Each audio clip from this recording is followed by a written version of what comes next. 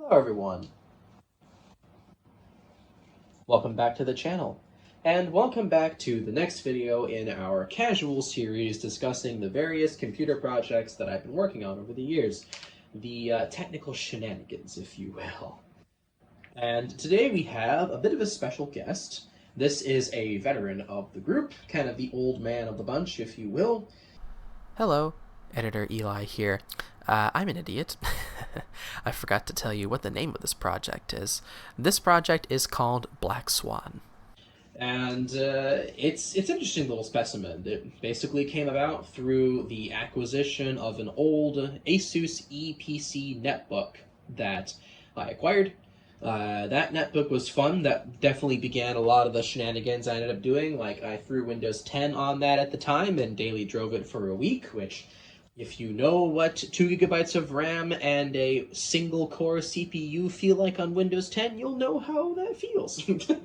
But learned a lot about optimizations and making Windows run faster and lighter at the time. This is before I even knew about projects like TinyTem that let me optimize it even more lightweight than previously. But so that was a lot of fun. That's when I realized I had an overheating issue, took it apart, tried to clean it, but didn't work out very well. I ended up breaking the shell, even though it was already broken. It got more broken while I was doing that.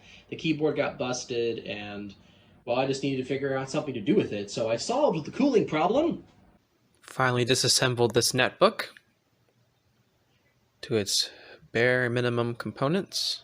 It's being cooled by heat sinks from a Raspberry Pi. Here's the keyboard and the mouse. And in theory... Yes. Come on. Come on. It's taking forever. Come on, little atom. I know you can do it. You're only clocked at 1.6 gigahertz and you're being cooled by a Raspberry Pi heatsink and a laptop cooler, but you can do it. Come on. Huh? Black screen. This could be good or this could be bad. There's a mouse. Yes. It's working. Finally. It's working. The little netbook that could. It's functional. Oh. What do I do with this thing? And stumbled across this security camera DVR, the shell of it anyway. I had extracted the motherboard out of it to build a gaming PC, which I still have, and didn't know what to do with the shell and decided I wanted to do something fun, and so came up with this idea. And so I shoved everything into here, and by shoved I really do mean shoved. It's a mess in there. And just made some breakouts for ports and things on the back, which I'll try my best to show in a little bit. And yeah, the rest is history. When I first demoed this machine publicly at VCF SoCal 2025, it was running Linux Mint. That's what I first put on the machine. That's what it had been running for many, many years. And afterwards, in between that time, I learned about this really fun operating system project that I wanted to try and realized it could actually work well on this machine, and so I did, and now that's the way that it's going to be, and it's probably going to stay that way for quite a long time. So without further ado, unlike the previous videos, I am actually going to demo this a little bit. It's pretty tough to film screens, and because I want to also kind of show you around the system and show the back and things, I don't typically turn these projects on. But I will attempt to do some of it here, because there's honestly very little footage of this machine right now, which I am planning on changing, but for now, that's just the way that it is. So we're going to go ahead and turn it on. Now, there's no power button for the machine. What we're going to do is we're going to give power to the LCD that's attached to the top, and then I'm going to plug in the actual box, and it will automatically turn on as soon as you do. So we'll just give it a second here. You'll see the EPC splash screen appear. Typical netbook scenario, and of course, the American Megatrends BIOS will just tell it to continue. The default settings are fine, and you'll see it boot into Haiku OS.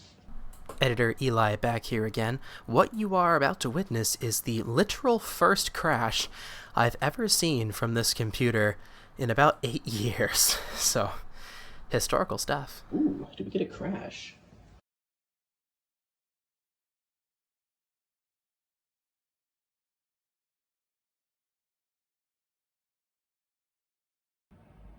Okay. Not sure what that was about. Anyways, so What is Haiku OS? What is it? Well, to provide some backstory, in the late 90s and early 2000s, Apple was going through an interesting process. You remember about a little bit in the previous video where I discussed that they were basically speed running their own death. Well, amongst that, there was another growing problem, which was their current operating system, Mac OS. But simply put, it just had a ton of technical debt, and they were running into limitations with the architecture and the system, and they needed to figure out a way to move forward. A company stepped up to assist them. That company was called B, and created BOS. They created it for a lot of the Mac computers of the time and also shipped some of their own systems with it installed, and it looked like it was going to be the potential successor to Mac OS. Unfortunately, the founder and creator of B at the time wanted more money than Apple was willing to give, and so Apple actually ended up buying outright Next Computers, which was the company that Steve Jobs had founded when he left Apple. And they bought it, brought Steve Jobs back in to lead the company, and in so doing, they decided to take Next Step, the operating system built for the Next computers, and make modifications and alterations to it, and ultimately ended up shipping it as Mac OS X, which continues into the versions that we have today. So, while the history books were being written, BOS quietly died. No one really cared about it or wanted it. They tried to hawk it around, but no one was interested, and so it ended up failing.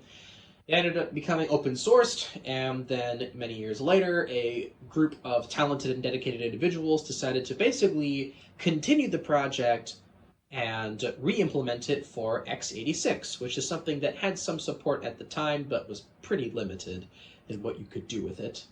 And so now, after a lot of hard work on the part of that small team, we have a functional and usable operating system called Haiku.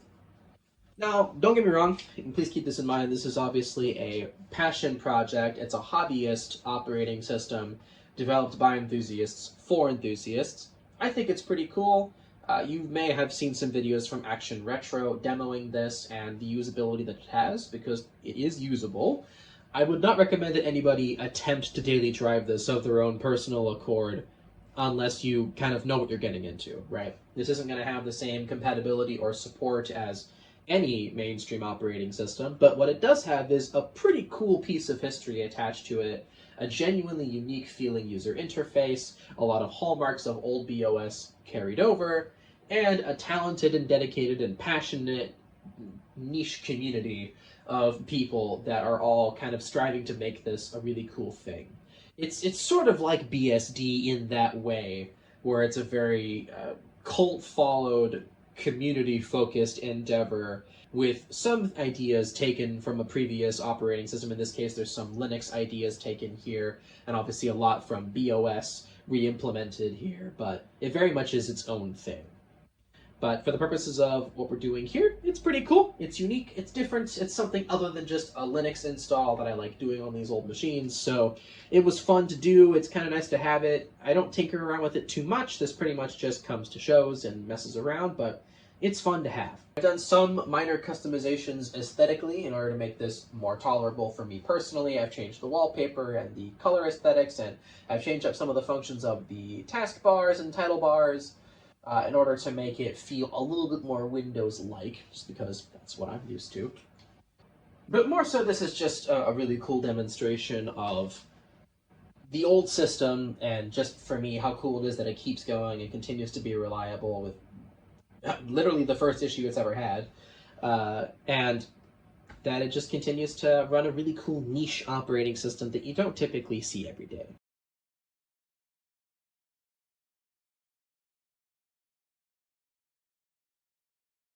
So here we have the back of the machine, and when I say it's rough, I mean that it's rough. You can see where all the ports used to be for the DVR, and how I've quite literally just screwed through and bolted and zip-tied all the different parts there. You can see the cord from the laptop power supply run through, headphone jack, 2 USB ports plugged internally, VGA output which connects to this monitor, and then Ethernet, which is your only network source. It works about as well as you'd expect. It's still a nearly 20-year-old single-core processor with 2 gigabytes of RAM at maximum and a 120 gigabyte SSD installed. So it's by no means a beast, but hey, it works. It certainly has served me well for many years. The only port of I/O, in case you need to be reminded, is this SD card slot out front, which I added. All these buttons do absolutely nothing now. They can't do anything. The button panel isn't there, none of them are wired up or anything. And on the bottom, it's just the original feet from the VCR, and you can see some hints at the malarkey going on underneath. But yeah, pretty simple video, not a ton going on, very short. There's just not a lot to say. It's a small project, works pretty well. Thank you guys so much for watching, and tune in next time.